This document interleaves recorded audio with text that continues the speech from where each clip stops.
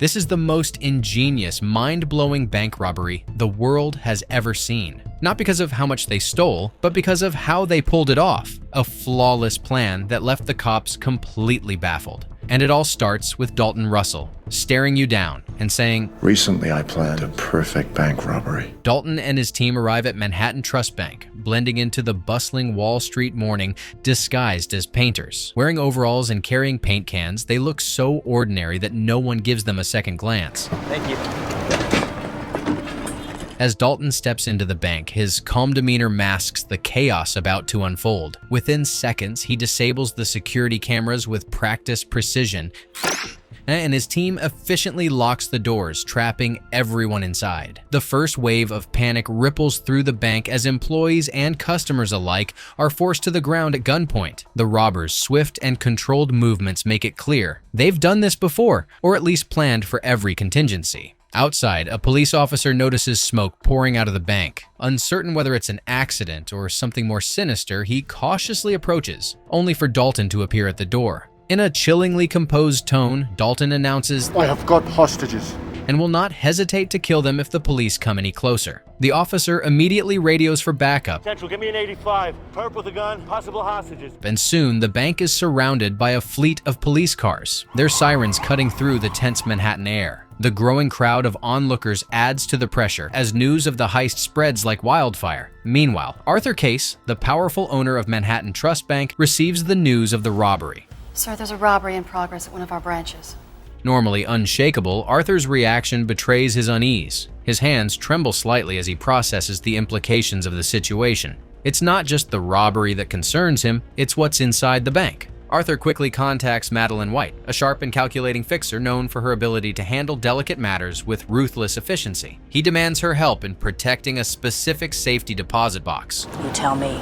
I don't need to know what's in that box. One that contains a family heirloom of immense personal and financial value. If the contents are exposed, it could ruin everything, Arthur hints. But when Madeline presses for details, he remains evasive. She warns him that if he lies or withholds critical information, "What's inside that box, young lady, has belonged to me." their deal will be off. Reluctantly, Arthur agrees, though the tension in his voice suggests he's hiding more than he's letting on. At the scene of the heist, two experienced hostage negotiation detectives, Keith Frazier and Bill Mitchell, are introduced. Detective Frazier, sharp-eyed and unflappable, is eager to prove himself after facing recent scrutiny over a missing evidence fund. His partner Mitchell balances Frazier's intensity with a more pragmatic approach. As they rush to the scene, Captain Darius briefs them on the unfolding crisis. "Unknown number of suspects and an unknown number of hostages," he admits grimly, emphasizing the complexity of the situation. The lack of information adds another layer of uncertainty to an already volatile standoff. Inside the bank, Dalton and his team execute their plan with unnerving precision. First, they divide the hostages into two groups, employees and customers, asserting control over the situation. Dalton demands all phones and keys be handed over. "Cell phones and your keys out of your pockets." When one employee nervously claims he left his phone at home, Dalton coolly searches his office and finds it, revealing the lie. "Okay, I f***ed up. I'm sorry. Please." Without hesitation, Dalton beats the man in full view of the other hostages, sending a clear message. Disobedience will not be tolerated. The room falls silent as everyone absorbs the lesson, and another man hurriedly hands over his keys, his hands shaking. Dalton then delivers a command that shocks everyone. He orders all hostages to strip down to their underwear and don identical jumpsuits and masks provided by his team. "You to put on one of these suits and these masks." The effect is immediate. Any visual distinctions between robbers and hostages are erased. Fear and confusion ripple through the room as people glance nervously at one another, realizing they are now part of a ploy to blur the line between victims and perpetrators. Dalton watches the scene with steely detachment, knowing that every detail of his plan is falling perfectly into place. An elderly bank employee, pale and clutching his chest, begins to complain of a heart condition. His labored breathing and trembling hands catch the attention of the robbers, who exchange quick, calculating glances. Dalton, assessing the situation, allows the man to leave, knowing a medical emergency could complicate their plans. As the man stumbles out of the bank and into the custody of the waiting police, the officers seize the opportunity to interrogate him. Still visibly shaken, the elderly man describes what he saw inside. "There are 4 of them." he says, his voice quivering. That was the only thing I ever took. And they mean business. They'll kill 2 hostages if you make a move. His words heighten the tension at the command center. The police quickly note his observations but can't ignore the possibility that the man's account might be incomplete or influenced by fear. Meanwhile, inside the bank, Dalton and his team move with purpose, navigating the corridors past the safe and rows of safety deposit boxes. They aren't looting or smashing valuables, which puzzles both the hostages and the police monitoring from outside. Instead, the robbers focus on some kind of enigmatic activity in a storage room. Their precise movements suggest this is the real target of the heist, though no one can yet piece together what they're after. At the command center, Captain Darius briefs Frazier and Mitchell on the latest developments. The elderly hostage's testimony offers some insight, but it's far from the full picture. Adding to their frustration, the surveillance footage inside the bank is useless. The robbers had disabled the cameras within moments of entry. We're flying blind, Darius admits as the tension in the room thickens. Mitchell, eager for a lead, turns his attention to the robbers' getaway van. The hostage they let out said these guys came in dressed like painters, right? Parked nearby. He begins dusting for fingerprints, though he suspects the vehicle is stolen and unlikely to yield anything useful. Frazier, growing restless, decides to call the bank. As the phone rings, the officers hold their breath, but Dalton doesn't even glance at it. The sound of the unanswered phone is almost mocking. Moments later, the robbers release another hostage, this time Answer me, Vikram. Is this a bomb? Are you booby? tying a note to his chest. The police scramble to secure the man, but chaos erupts when they misidentify him as a potential threat. Stereotyping him as an Arabic terrorist, the officers tackle and cuff him, drawing attention from the crowd of onlookers. After lunch and a heated exchange, the man is finally questioned. He angrily confirms the robbers' head count, 4, and estimates there are 20 to 30 hostages still inside. The officers, embarrassed but focused, add his testimony to their growing dossier on the situation. The note tied to the released hostage ramps up the stakes. It demands 2 buses and a jetliner by 9 p.m., threatening to kill 1 hostage every hour if their demands aren't met. To add further weight to their threat, Dalton claims the bank is rigged with plastic explosives. Frazier, however, is unconvinced. We're not giving them anything, He tells his team, Till I talk to them, they get nothing, not even a cup of coffee. his calm demeanor hiding the weight of the decision. Not until we have direct communication with their leader. His resolve strengthens the team's focus even as the clock ticks down. As if the situation weren't already complicated, Arthur Case, the powerful owner of Manhattan Trust Bank, arrives unannounced at the police command center. Dressed impeccably despite his visible anxiety, Case offers to arrange a plane for the robbers, raising more than a few eyebrows. Frazier and the other officers are immediately suspicious. Why are you here? And why do you care so much? Where can we reach you if we need anything? Darius asks pointedly, but Case dodges the question. Instead, he insists on the importance of resolving this situation quickly and discreetly before being escorted out. Back inside the bank, the robbers make another move, requesting food for the hostages. For Frazier, this is the opportunity they've been waiting for. While ensuring the delivery appears routine, the police prepare to smuggle in a listening device with the food, hoping to finally get a glimpse of what's happening behind the locked doors. The robbers choose pizza for the food delivery, figuring the communal meal will encourage the hostages to gather and talk, providing them with a morale boost. Outside, the police scramble to take advantage of the situation. The pizzas are okay, they might be a little cold. An officer handling the wiretap suggests planting a pen-shaped digital recorder inside the delivery box, capable of capturing 30 seconds of audio. It's a small but potentially crucial window into the robber's operation. You click it and it'll record for half an hour. Meanwhile, tensions escalate inside the bank. One defiant hostage challenges the robbers, perhaps hoping to rally the others, but it backfires spectacularly. Dalton calmly orders his team to make an example of him. Put your mask on! The man is dragged through the various rooms, his cries echoing and silencing the other hostages. After parading him around, they lock him in a storage room, his act of bravery swiftly neutralized. When the pizza delivery arrives, the police carefully plant the recording device. The robbers receive the food without suspicion, and the officers eagerly await the results. However, when they listen to the recording, they're greeted by a surprise. It's not English, but what appears to be Russian. The detectives immediately turn to the released hostages, asking if anyone overheard conversations in Russian. While this unfolds, the robbers stay one step ahead, cleverly rotating the hostages from room to room and mixing them up. This constant shuffling keeps the police guessing about the hostages' locations and identities. Adding another layer of deception, one of the robbers disguises themselves as a hostage and seamlessly blends into the first group. Frustrated but determined, Detective Fraser digs into the mystery of the recorded language. A Russian-speaking officer listens carefully, but quickly debunks the theory. It's not Russian. Fraser, always thinking on his feet, decides to play the recording over a loudspeaker outside the bank. Play that over the speaker for me, excuse me.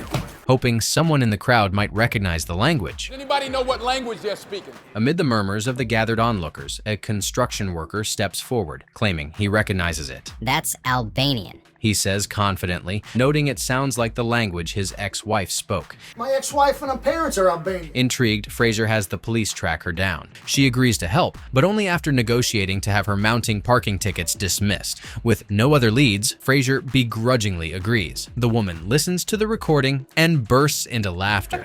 What's so funny?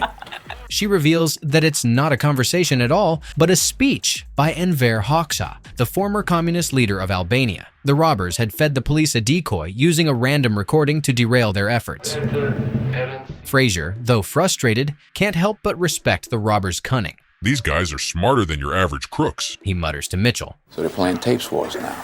Inside the bank, Dalton and one of his accomplices make their move. They open the vault and retrieve what they've been after all along: a specific set of documents. Alongside the papers, they take bags of diamonds and a box of valuables. Dalton carefully pockets the documents, the true target of the heist, while his partner seals the box, ensuring their haul appears untouched. Around this time, the mayor of New York arrives at the command center with Madeline White, the enigmatic fixer Arthur Case hired. Madeline explains her involvement in vague terms. Seems to have walked away from the magic out of check cashing bust. Her calm demeanor masking her sharp intelligence. Detective Fraser, unimpressed and wary of her motives, resists her attempts to meddle. The tension between them rises as the mayor and Madeline subtly hint at consequences if Fraser doesn't cooperate. Fraser's instincts tell him she's hiding something, but he has no choice but to tread carefully. Later, Dalton finally picks up the phone, initiating direct contact with Fraser. Their conversation brims with tension as Dalton reiterates his demands and threatens to kill hostages if they aren't met. Fraser probes, trying to glean any useful information, but Dalton remains frustratingly opaque, clearly stalling for time. What Fraser doesn't realize is that Dalton is toying with him,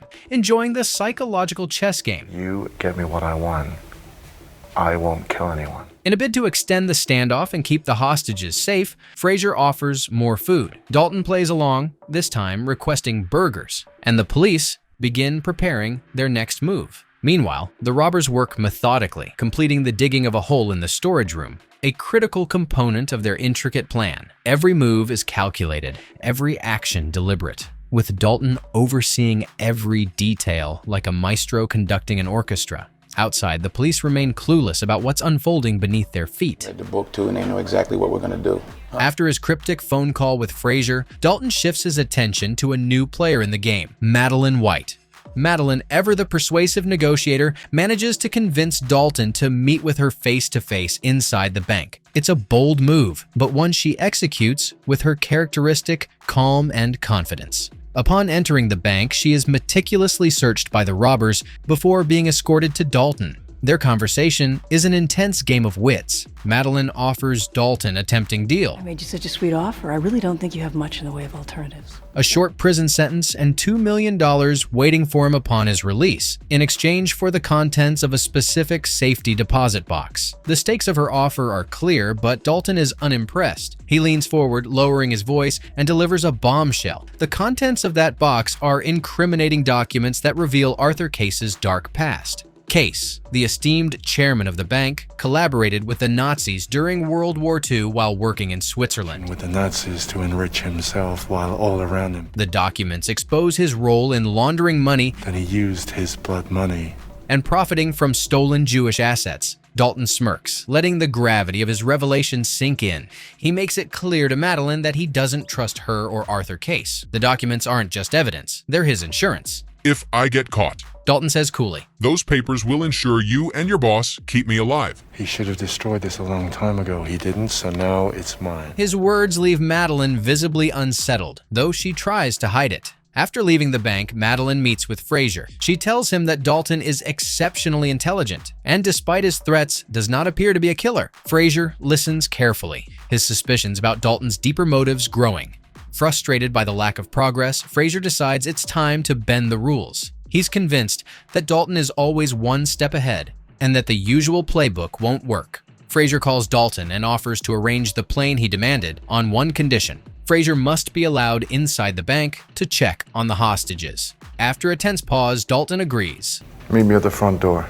setting the stage for another calculated move. Inside the bank, Dalton escorts Frazier through the chaotic yet eerily controlled scene. The hostages, still wearing identical jumpsuits and masks, sit in mixed groups. Frazier observes them carefully, noting that they appear unharmed and relatively calm. One hostage stands out to him, a young boy. Frazier pleads with Dalton to release the child, Let me take the kid. but Dalton refuses, his tone firm but not aggressive. Before leaving, Frazier makes a bold move. As they near the exit, he attempts to grab Dalton's mask, hoping to reveal his identity.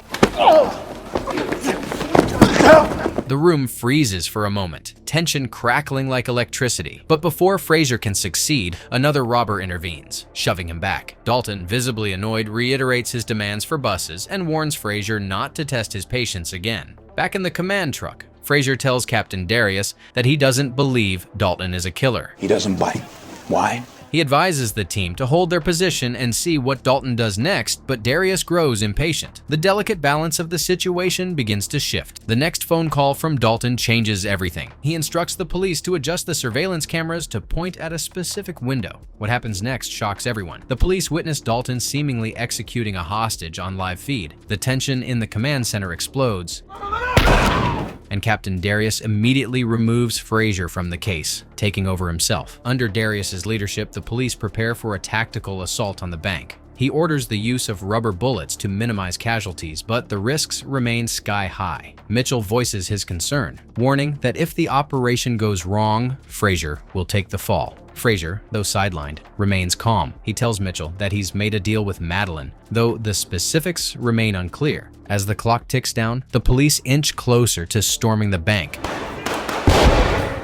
unaware that Dalton is orchestrating every moment to perfection. Just as the tactical raid is about to commence, Frazier makes a crucial discovery. Dalton and his team have been eavesdropping on their every move. Hidden in a supply box, the robbers planted a transmitter to stay one step ahead of the police. Alarmed, Frazier urgently calls Captain Darius to warn him, but Darius, impatient to resolve the standoff, brushes off the warning and orders the operation to proceed as planned. Inside the bank, Dalton hears the police gearing up for the assault. Remaining calm and methodical, he signals his team to execute the final phase of their plan. Smoke bombs are detonated, filling the bank with a thick haze that blinds the tactical unit as they breach the building. Amid the chaos, the robbers blend in seamlessly with the hostages, who are being released en masse. Each person exiting the bank is immediately detained by the police, further complicating efforts to identify the perpetrators. The tactical unit sweeps the bank with precision, clearing every room, including the vault and the storage area. Yet, to their astonishment, they find nothing. No robbers, no stolen items, not even the supposed dead hostage who was shot on camera. Adding to the mystery, the police discover that the robbers' weapons were merely replicas, realistic but completely harmless toys. Gotta be kidding me. Toys. The murder, it turns out, was a carefully orchestrated ruse. Outside, the scene grows increasingly chaotic as the released hostages are corralled and taken for questioning. Since everyone is dressed identically, distinguishing between hostages and robbers becomes impossible. Frustrated, Captain Darius declares the case closed, insisting there's nothing left to investigate. But Frazier, ever the tenacious detective, refuses to accept defeat. He knows there's more to the story. One of the good guys, there we are, back to square one. Later, while reviewing the case, Frazier uncovers a clue, a reference to a secret safety deposit box tied to Arthur Case. Digging deeper, he begins connecting the dots between the robbery, Madeline White, and Case's suspicious involvement. Seeking answers, Fraser arranges a meeting with Madeline. With evidence of her and the mayor's blackmail in hand, he confronts her, using the leverage to demand information about the elusive deposit box. You press here to record, and you press here to play.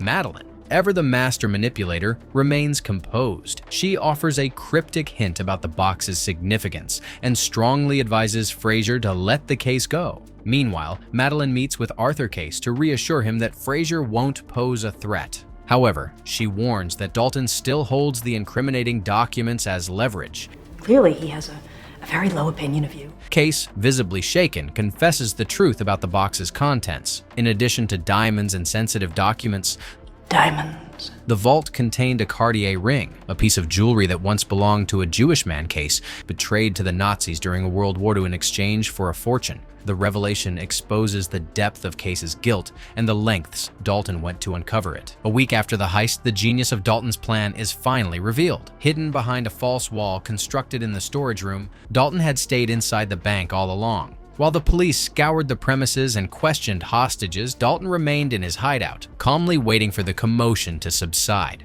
With the diamonds, documents, and Cartier ring securely in his possession, he emerges from his hiding spot after a full week. Dressed casually, he walks out the front door of the bank. Are they coming for me? Can't say. Blending in effortlessly with the bustling crowd. It's the perfect exit, executed with surgical precision. Outside the bank, Dalton's accomplices wait discreetly, ready to rendezvous. As Fraser and Mitchell arrive at the scene to execute a court order to open the infamous safety deposit box, Fraser unknowingly brushes past Dalton, who vanishes into the city like a ghost. Inside the vault, Fraser finally opens the mysterious box, only to find its contents both baffling and damning. There's no trace of the documents or the diamonds. Instead, he discovers a single stick of gum, the Cartier ring, and a handwritten note from Dalton. The message is succinct yet provocative. Follow the ring. Follow the ring. Fraser holds the note in one hand and the ring in the other, the weight of the mystery pressing down on him. As he pieces together the implications, the true brilliance of Dalton's plan begins to dawn on him. The heist wasn't just about money or diamonds, it was about exposing a decades-old crime and bringing a powerful man to justice. Fraser, determined to uncover the truth, refuses to let the case go. Armed with the Cartier ring and his growing suspicions, he confronts Arthur Case in his opulent office. The once confident banker tries to maintain his composure, but Fraser's relentless questioning leaves him visibly shaken. Armed robbers laid siege to your bank. Fraser hints at Case's involvement in something deeply immoral, carefully choosing his words to needle the older man without directly accusing him. When Fraser places the Cartier ring on the desk between them, its silent presence speaks volumes. You play a good game, detective, she says, her tone laced with reluctant respect. Fraser simply nods, standing tall as he turns to leave the stunned pair behind. In the film's final moments, Fraser returns to his modest apartment. As he removes his jacket, something falls from its pocket. A small diamond. He picks it up, his mind racing. Dalton. Somehow, during their brief encounter at the bank, the master thief had slipped the gem into Fraser's pocket. Sorry. Excuse me. A parting gift, or perhaps a challenge. Fraser sits down, turning the diamond over in his hand, a smirk forming on his lips. It's a silent acknowledgement of the game they played. One built on wit, strategy, and a mutual understanding of the gray areas between right and wrong. For all their differences, the detective and the criminal share a rare respect for each other's intelligence and resolve. The camera lingers on Fraser's thoughtful expression as he places the diamond on his desk. The world outside his window hums with the life of the city, unaware of the secret battles fought within its walls. The screen fades to black, leaving the audience to ponder the moral complexities of justice, power, and the brilliance of Dalton Russell's perfect crime.